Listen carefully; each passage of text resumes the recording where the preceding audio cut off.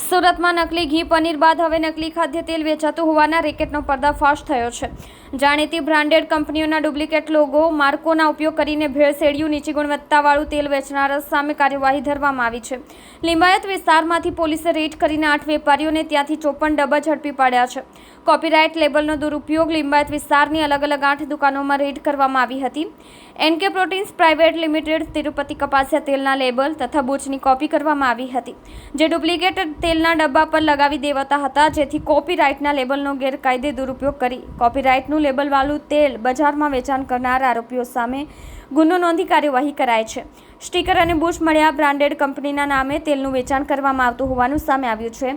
દુકાનોમાંથી sticker અને બૂચ પણ મળી આવ્યા હતા। બ્રાન્ડેડ કંપનીના નામે તેલ ગ્રાહકોને અપાતું હતું, તે ભેળસેળવાળું હતું કે કેમ તેની પણ તપાસ હાથ ધરવામાં આવી રહી છે। મારું નામ રૂપેશ વોરા છે। હું સુરત એડિબલ ઓઇલ એસોસિએશનનો પ્રેસિડેન્ટ છું। આજ રોજ અમને એવી માહિતી ગઈકાલે મળી કે લિંબાયત વિસ્તારની અંદર મોટા પ્રમાણમાં ખાદ્ય તેલોમાં એડલ્ટ્રેશન થઈ રહ્યું છે અને ડુપ્લિકેશન એનું થઈ રહ્યું છે અને એની અંદર અયોગ્ય તેલો લોકો દ્વારા વેચાણ કરવામાં આવી રહ્યું છે અને એની થોડી ડિટેલ મળી। એક જાગૃત નાગરિક તરીકે અને એક વેપારી એસોસિએશન રીતે અમે લોકોએ નક્કી કર્યું કે આપણે એ બાબતમાં ઘટતું પગલાં લેવા જોઈએ, જેથી ડીસીપી ઝોન 2 ભગીરથ સાહેબને, ગઢવી સાહેબને અમે સંપર્ક કર્યો અને સાહેબે વાતની સંવેદનશીલતા જાણી અને તરત જ અમને કહું કે આ બાબતમાં જે કોઈ સપોર્ટ જોઈશે એ અમે પ્રોવાઈડ કરશું।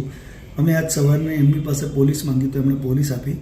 સાથે જ લિંબાયતના પીઆઈ શ્રી પઢેરિયા સાહેબ, એમણે પણ ખૂબ સારો સહકાર આપ્યો, એમણે પણ ત્યાંથી અમને લોકલ પોલીસ આપી અને જે કાયદા પ્રમાણે જોગવાઈ છે એ પ્રમાણે પોલીસને લઈ અને અમે જે તે વેપારીનું નામ મળ્યું તો એને ત્યાં તપાસ કરવા ગયા અને તપાસ કરવા જતાં ઘણી જગ્યા પર ગફલત માલુમ પડી।